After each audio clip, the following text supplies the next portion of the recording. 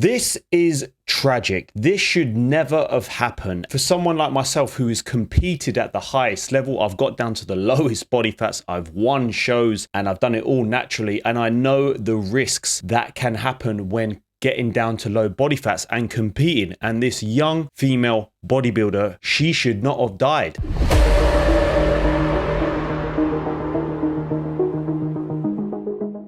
She passed away from severe dehydration from competing, and we're going to have a look at this article and also talk about how dangerous competing can be. Even though it is so unhealthy and so risky getting down to those low body fats, I felt like I was doing it the healthiest way possible. So this happened on March the 5th. This is just unbelievable. This should not have happened. So bodybuilder Jody Vance, 20, dies from complications of severe dehydration. She was a beautiful person inside and out, and she'll be missed every single day. This was sudden and unexpected. That was from the statement from her family. So a 20-year-old bodybuilder, she was only 20, has died from complications of severe dehydrations, and her family have shared a statement posted on the Instagram. The family noted that her heart had stopped and hospital staff couldn't revive her. From Jody's family and loved ones, for those that haven't heard yet, Jody passed away yesterday afternoon. Her heart stopped due to complications of severe dehydration. Despite all efforts by the hospital, they were unable to revive her. She was a beautiful person inside and out, and she'll be missed every single day. This was sudden and unexpected. Please give her family time to process this loss in peace. If anyone takes anything from this,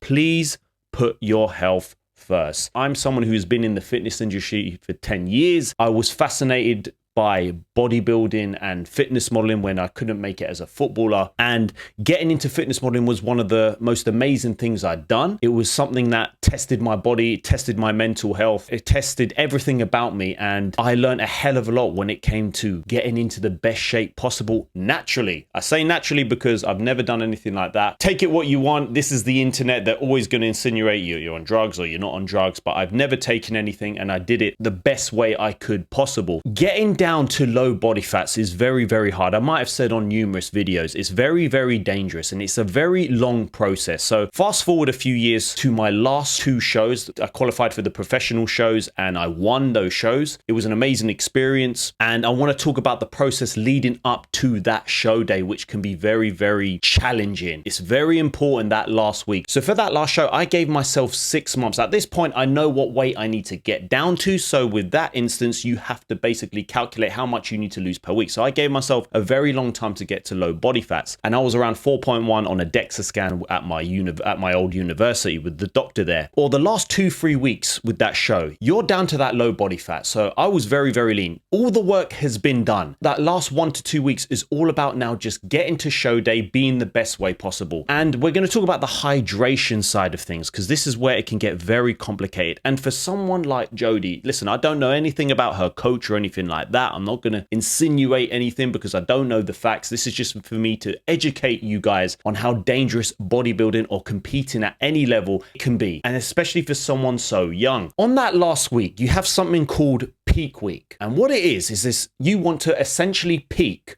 for that day now. So all the hard work's been done. If you are not low body fat enough, so a lot of people don't realize, if you haven't lost enough weight and you're not low body fat, there's no chance. You haven't lost enough body fat. So doing the peak week and doing the water loading is not going to make a difference really. With the food and the calculations on that peak week, what we did now is that I knew how much food I need to put in my system for that show day. And it's not much different because the work's been done. Now, when it comes to water loading, and this can be very, very dangerous. So this is what happened with mine. Now, water is a natural diuretic, what people don't realize. You should not be taking any diuretics. All I was having was water. I think I had dandelion tea. I don't know if that even worked. They said that helped with flushing out, but it essentially, water is a natural diuretic. So basically what I did was, over the start of the week, I started off at like 3 liters of water per day. Then it went up to 4 on the Tuesday. Then we went to like 5 or 6. It essentially went up to, on that Friday night, the show was on the Saturday, it went up to around 8 liters of water. Now, it is very, very dangerous, yes, to water load. Yes, you can overhydrate. That's why we essentially needed to water load. So I basically calculated the liters of water I was having over that week,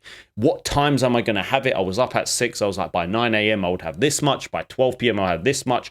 By 3 p.m. I would have this much. I don't know what she was doing. So what I did with that show, by 6 p.m. on that Friday, that is where I cut out the water. I had essentially tried to put in so much water throughout that week. And on that Friday, I tried to get in 8 liters by 6 p.m. Now, what that did was, the way to water load and the way to dehydrate yourself on show day is to build it up and build it up, build it up, build it up. What the body does, once you then cut it out suddenly, your body will start to just go toilet and continue to go toilet and continue to go toilet because you've got so much water and it's trying to get rid of it. By the morning at 8 p.m., 8 a.m., 9 a.m., I was quite dehydrated because I was continuous to go toilet throughout the night and the next morning. Some people, what they've done, which is the wrong way to do, and even celebrities have talking about this. I remember Henry Cavill was talking about this, where he essentially gradually decreased the water. That's what you don't want to do, because when you slowly decrease your water and you slowly get dehydrated, the body starts to realize you're losing water. It has time to process it. So what it does, it tries to hold on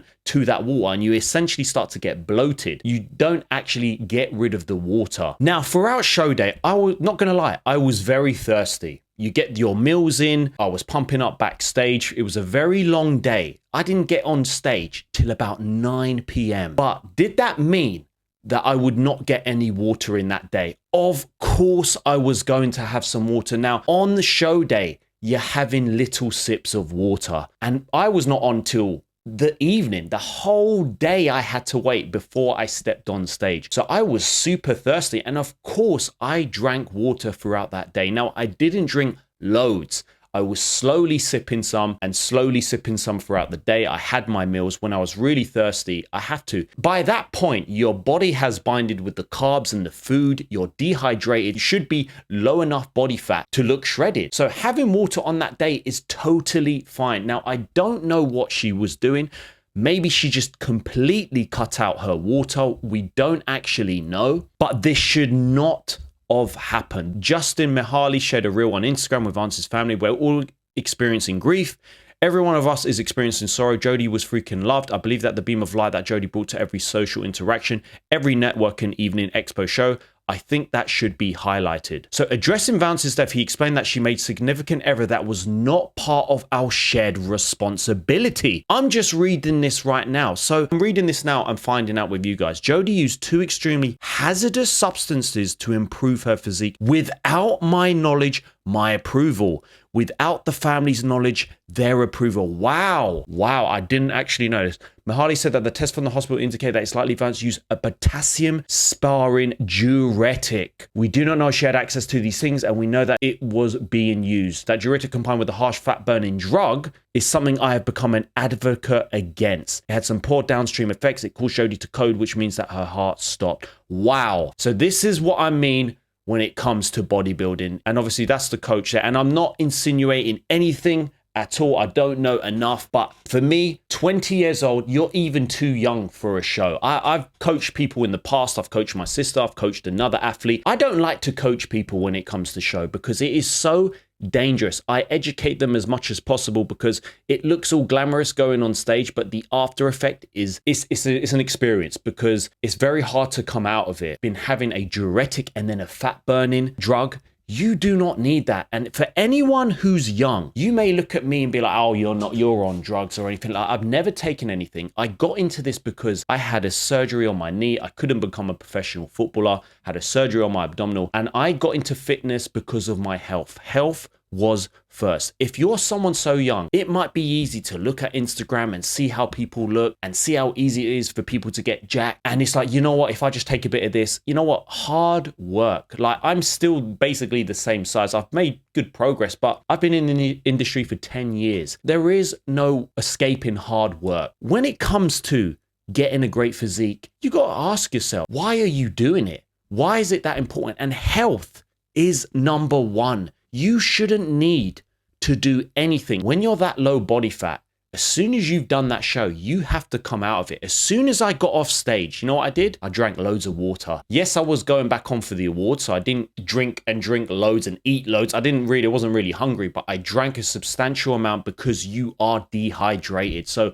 mixing everything she was taking along with being low body fat, her heart couldn't take it. And this is just something that is so tragic. And with bodybuilding, this is why essentially I've lost the love for the fitness industry. Now, I love the gym. I love working with my clients, but I have lost the love for the gym and the fitness industry. I'll be honest with you guys, because it's a very superficial world. It's fake. Everything's on Instagram and you look all shredded. And listen, I used to be like that. I used to just post loads of shredded photos. And then I started to think, my gosh, I'm only posting when I'm shredded. And it's not me 90% of the time. When it comes to competing, and especially dehydration, and especially water loading and carb loading, if you have the right coach, but more importantly, you spend enough time in a building phase.